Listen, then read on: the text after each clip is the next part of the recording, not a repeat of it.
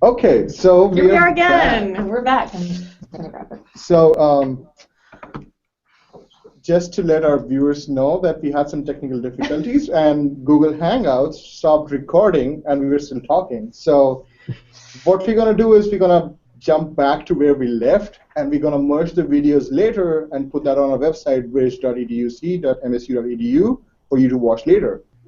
So we were talking about technology integration in math classrooms, and we were talking about uh, uh, technology as a replacement versus innovation.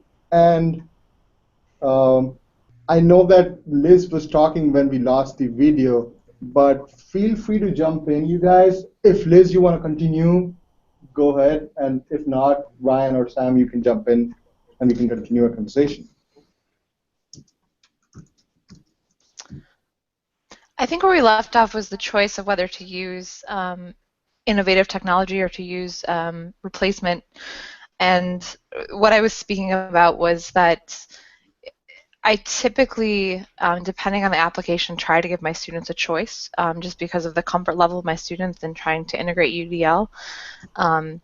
So I try to look at, for students that are more comfortable having, say, if they're doing a presentation, some students are still very comfortable doing a poster. Mm-hmm. And then I have students who are very comfortable creating a website. And so it's whatever way that they can convey their learning is, and that I can assess their learning, I try and leave that up to them. And oftentimes I'll give students a set of websites or tools that I'm familiar with, but I find that students often will have their own that they've explored that can do the task very well.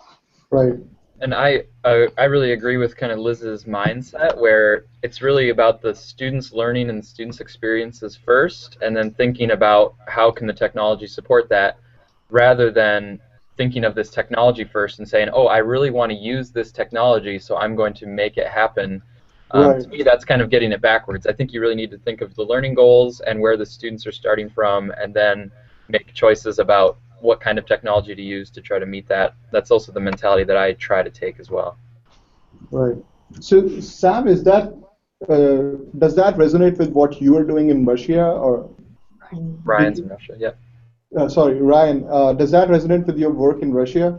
Because meeting the students where they are instead of forcing the technology on them. Oh, totally. I know Sam in his introduction brought up an app called Photomath. The kids were like, "Oh no, don't let Mr. Brown see me use this." I'm like, "Use it. If you're getting a wrong answer, go back, figure out what you're doing." It's not 100% correct all the time right now. It may read a number incorrectly or a variable incorrectly, but they're able to see that and go, they can go, "Oh, the computer's wrong, and here's the reason why," or, "Oh, I can go back and see why I made my mistake." I think yes. so. Yeah. Oh, I'm sorry. I'm just going off the fact that you brought up Photomath. So go for it, Ryan. Like, it sounds like to you weren't intimidated by the existence of Photomath. That you kind of feel like you have these goals of students understanding the math and understanding why things work underneath, and not just getting the answer. And I think if you're kind of approach mathematics teaching from that perspective, then you're not directly threatened by Photomath. Because if Photomath is just a way to look at a problem and get the answer, that's not a threat if you're having students do a lot deeper things or a lot richer things. Like if you're having students do the explanations, the connecting, the critiquing, arguing alternatives, like if your students are doing those kinds of things, then it's not a threat that Photomath can do just this menial little calculation or getting a specific answer. And so for me, I'm currently with a colleague here at the University of Missouri. We're thinking a lot about Photomath, and we're going to write an article, an essay about it, because we're seeing different reactions to it. Some teachers want to ban Photomath, and so I view that as they feel very threatened by Photomath. So then we're thinking about why are they so threatened. Other people might want to restrict it, like I'm going to restrict when students are allowed to use Photomath. And then others, I think, are more like Ryan is kind of talking about how I'm not directly threatened by Photomath because I'm doing things that are a lot more human and a lot deeper and a lot more rich than just computing answers. And to go along with that, something I say in the classroom is, if I wanted a list of answers, there's an answer key. So we're looking for much more meaning and understanding than just getting to the correct answer. And Yeah. I think. Go ahead. I was going to say, if as a teacher, if you are just looking for the answers, then photomath is a pretty legitimate threat, because photomath can give the answers most of the time correctly. You're right, it's not actually 100% accurate, so that's a problem mathematically if we're trying to look for something that's 100% kind of guaranteed. Sure. Right. And I actually encourage students. Sorry, just one last thing with photomath. If they're stuck on a problem, if they have the app to see what the answer could be, and try to backwards work it to see where their error was. Yeah. Right. I'm actually not familiar with photomath, but I was saying a lot of what you're saying sounds familiar as far as students' use of Wolfram Alpha. Yes, I have a lot of students who love Wolfram Alpha, and the students, I think teachers feel the same way. Some teachers really hate Wolfram Alpha because it can give an answer to a student, but I personally really like it because it allows students, at least the way that I view it, to kind of get unstuck sometimes. It will provide explanations of concepts, and so I've had a lot of students that really see it as this homework savior where if they're stuck, they have another resource. And so I know, for example, our AP Calculus teacher, our AP BC Calc teacher, encourages students to go to Wolfram Alpha and type in, an integral they're looking for and read through the explanation, because it really is about understanding and not just about getting the right answer. Yeah, I think on one level, it can be these learning goals that are deeper that the technology can't do. So like I was saying about reasoning or justifying or connecting or critiquing, like we can have our students do those things as human beings, and the technology can't do those things in the same way. I think the other way, though, is like Liz was just saying, that we can have our students be users of the tools. So like our students can just think strategically about, oh, I have something called Wolfram Alpha that can actually help me figure out what I'm trying to figure out. So I'm going to be an intelligent user of that tool, and then I'm going to interpret it and bring what I get from Wolfram Alpha, bring it back into my thinking, or bring it back to the mathematical conversations that I'm having.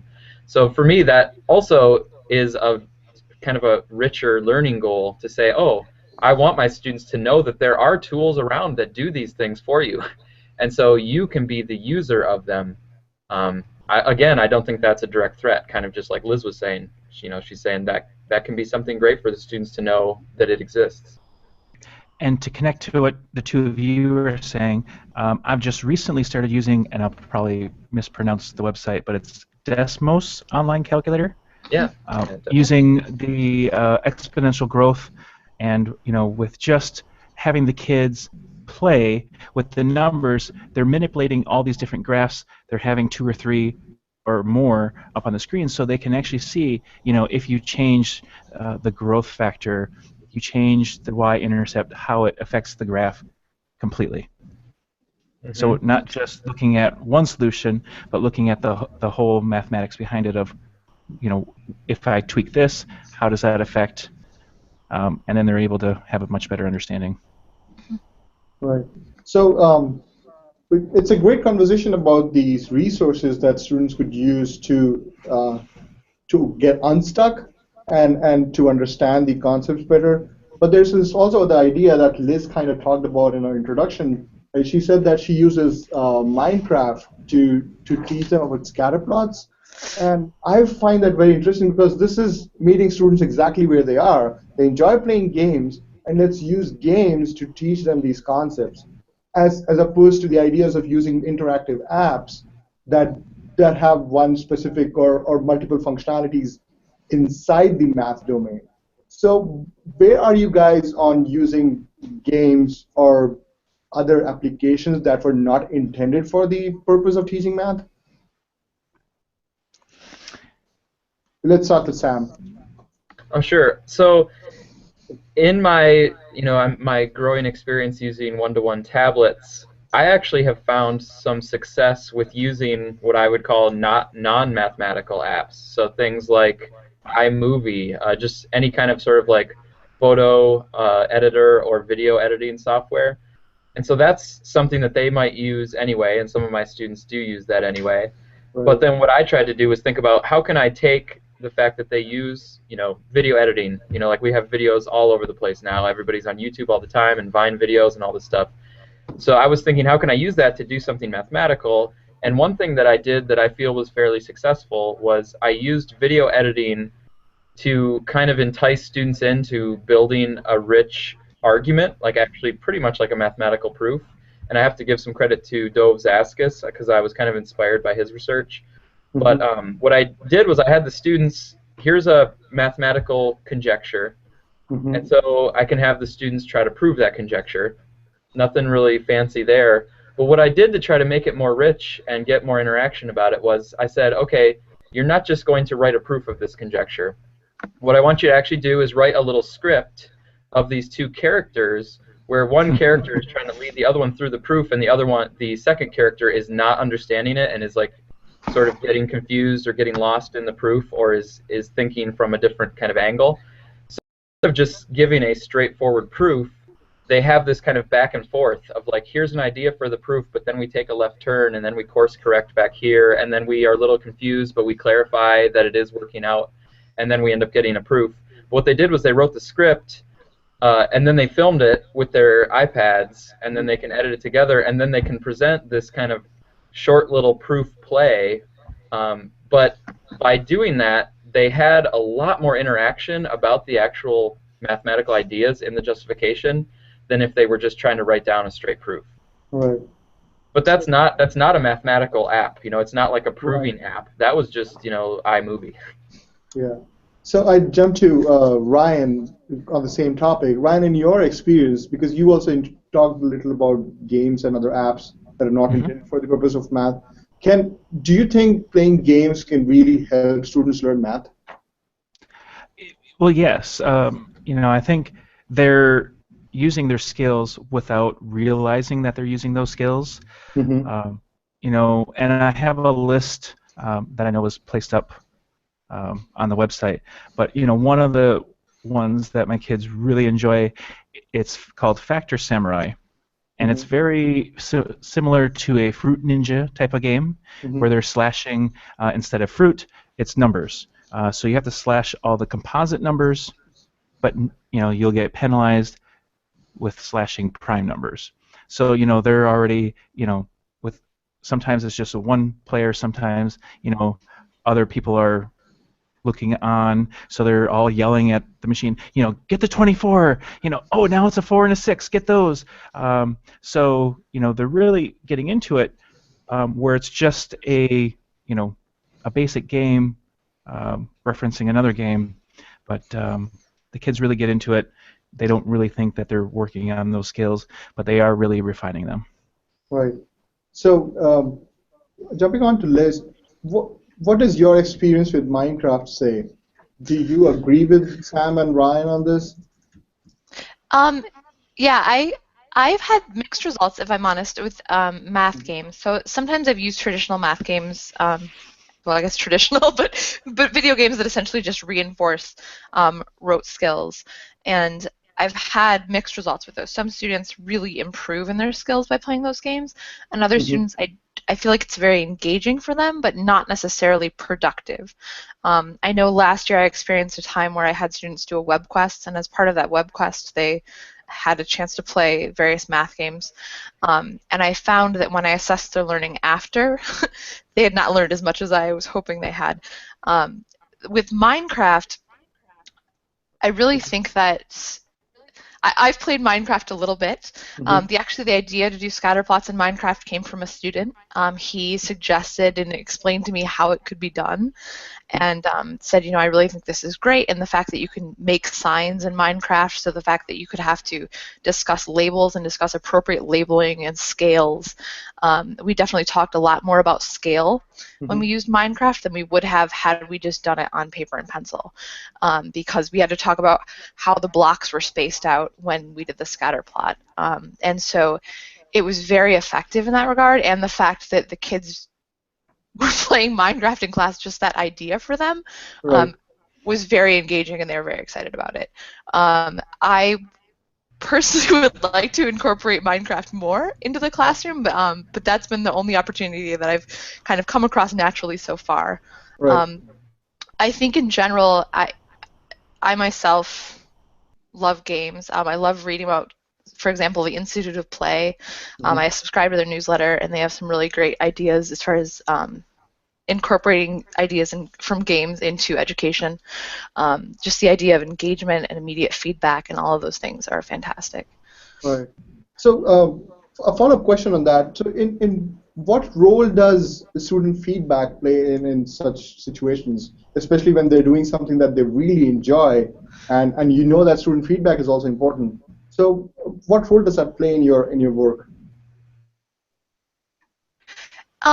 For me, it's very important. I want students to give me feedback, but I also want to see them learning. So I've had students who said that was really fantastic, and I learned a lot, and I had fun.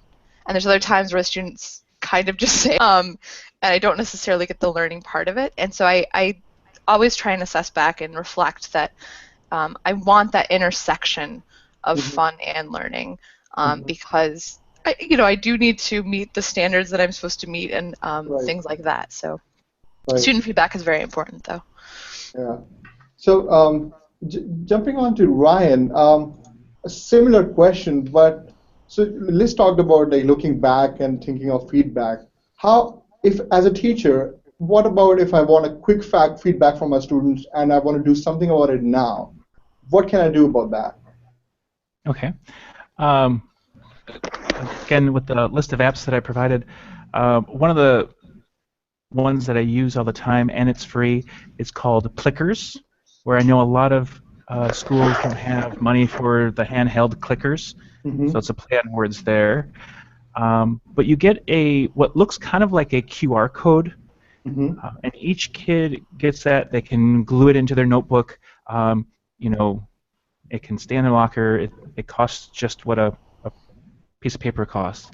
And then you have the device, and just looking around the room, just holding up your iPad or your phone, you can scan the room, and it picks up all of those images. You can actually get from an ABCD choice. So I know where many schools in the States, if you're practicing for those end-of-the-year tests, or you just want to make sure the kids aren't making those silly mistakes that they often do by having a list of 4 answers or 5. You can easily get that feedback. What I often do with that is, even I have all the information, and I go, the students could have 100% correct, but I go, why would one student pick the letter C? And so we're having that conversation of, what that common mistake could be. And sometimes, maybe there are 2 or 3 kids that have that common mistake. So, they can still have that conversation. Sometimes they're the ones that are raising their hand. I know it's wrong, but a student might think this. And what they're really doing is talking about their own thinking, just disguising it so they're not feeling, in middle school that they're like not doing something correct. Right. So, Sam, would you like to add to that on the topic of feedback and, in fact, quick feedback?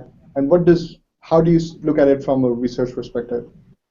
The main thing that was coming to mind for me is about statistics education, or somebody that's doing anything with data and statistics, because that seems like the technology and things like Ryan was just mentioning provides an opportunity for the teacher not only to get quick feedback, but to actually collect data that then you could turn back to the students, and you could start to do some statistical questions or statistical analyses. I feel like my area isn't statistics ed, but I feel like there's just so many possibilities to populate data sets so much easier and have them be relevant data sets that the students care about, and then you can actually start also using the technology to analyze, display, work with those data sets in ways that even just like 10 years ago you could have never done. Because now you could get the whole class to input something and have it real quick, and it's not going to take any class time at all. Or you could go grab information from the web and then pull it down into some kind of software or app and start analyzing it. So this isn't kind of like the teacher using the feedback for formative purposes, but I think the teacher could get some feedback or you could just collect data to use with the students. I was going to add one technology that I've used for getting feedback and also as a learning tool.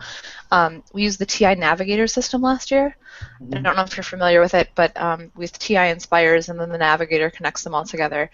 And it was a really fantastic learning experience for the students. Again, it was engaging and fun because it was this new thing.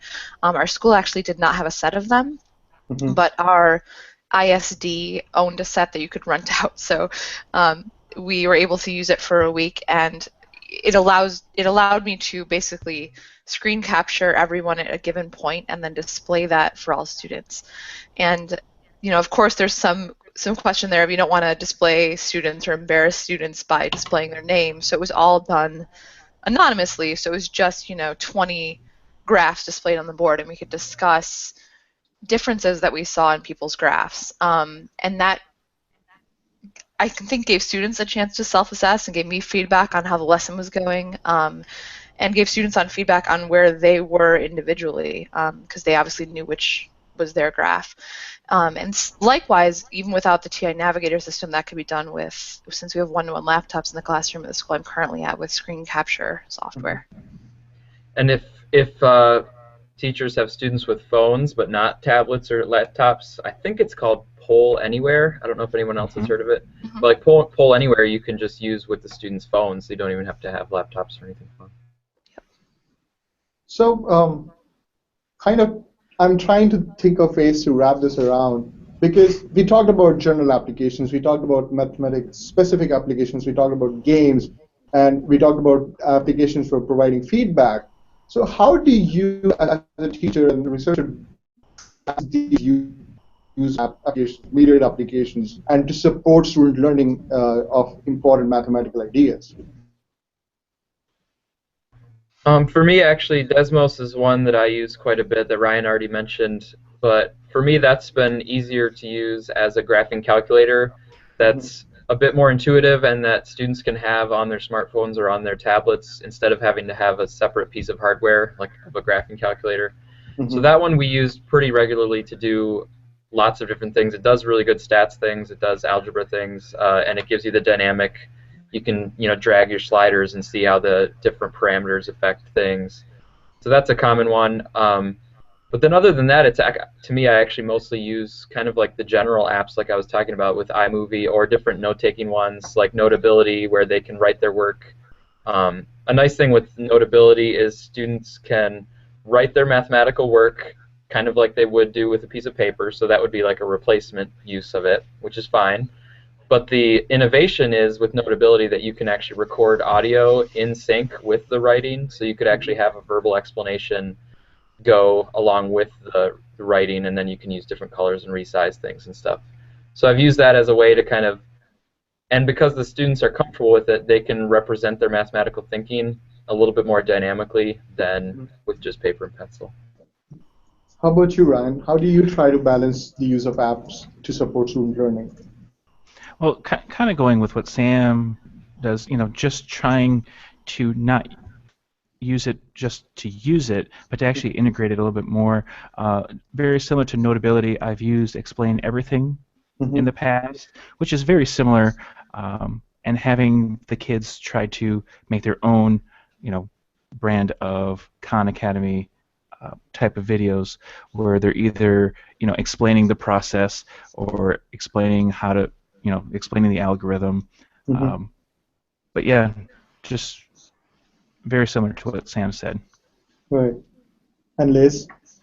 Again, I would concur with Ryan and Sam. I do use Desmos a lot. Students tend to love Desmos as far as both a teaching tool and a tool that they can use instead of a graphing calculator, and a tool that they can use for homework. I know in pre-calculus, when students were learning about sine and cosine graphs, the fact that we could talk about different how phase changes occurred and things with Desmos, and actually show that with Desmos first, was really helpful. In general, as I stated earlier, the way that I balance apps and math education is I really often put it on the students as far as what they're comfortable with. I try and give them a variety of options. We use Schoology at our school, as I mentioned, and sometimes, for example, I gave students a Schoology assessment, but I still gave students the option, if for some reason Schoology doesn't work for you or you have trouble accessing Schoology, I gave them a paper and pencil option, or you could just email me. So I also have students like take pictures of their homework sometimes and send it to me with questions. So lots of things, but most of the time it's on the students. Right. So I know that we lost a lot of time because of technical difficulties today, and we're kind of starting to run out of time. So I try to tie back and come to a question that we ask all our guests. What is it about your work that you love the most? So we'd start with Sam. Tell us what you love about your work the most. I'd say, I just love the fact that it's never the same from day to day. So I think this fits in with technology because technology is different every week. I feel like I'm now behind. If I thought I was getting caught up on the technologies that are available, just wait a few weeks and you'll be behind again. But I think that's actually something that I enjoy about the job in general is that math education is so complex and such a rich field, and then when you add in the technology and how that fits into it, there's so many ideas to explore that it just seems like there's endless possibilities to be thinking about these things, trying them out, seeing how they work, modifying, and keep going. So I just enjoy the constant challenge, and the fact that it's sort of a moving target actually makes it more fun. Right. What about you, Ryan? Well, I would say, I've always wanted to be a teacher since I was 3rd grade. Must have been inspired way back when, and never thought I would be teaching in Russia. But just having this opportunity, still teaching math, of connecting on a global level, working with so many interesting people, students, different ways of showing division, showing multiplication that just teaching in Virginia I never saw, or up in Michigan. So just having that opportunity of seeing different paths to get to the same answer. Right. And Liz? I think building on what Ryan said, I love working with students, and I feel like I learn something new from them every day, every year, that they're constantly, especially in terms of technology, constantly showing me new things and telling me new things. And in terms of math, unfortunately, I like to see students struggle, and I tell them that. I like to see them struggle through something because ultimately I love to see them have that, aha, I got it moment. And I always tell them math is like a puzzle to me. And so when you finally, solve that puzzle, it's, a really gratifying moment. So that's something I love. Right. Yeah, if there's struggle happening, then that means there's a large possibility of learning to come out of that, right? Because you're putting effort in and you're doing it. And I think if technology can be seen as a tool, kind of like you mentioned earlier, Liz, when the students get to that point where they're struggling, that means it's ripe for learning. But if they feel like there's technology on their side, they can maybe make it through that struggle and come out the other side of it. Right. Those are very inspiring answers, and I'm sure that all the teachers who would look at this video or who could not join us live would be really interested in seeing all these resources that you shared with us today. We have a bunch and tons of resources today, and we're going to add that to the Etherpad application on our website, bridge.educ.msu.edu. And I'm afraid that we are running out of time, so I'd like to thank all our guests, Sam, Ryan, and Liz. Thank you for joining us, and we look forward to have you as our guests again sometime later. We'd definitely love to talk more about math and technology integration. And thank you all for watching, and have a good day. Go green. Thanks. Go green. Go white. Bye. Bye, everybody. Bye.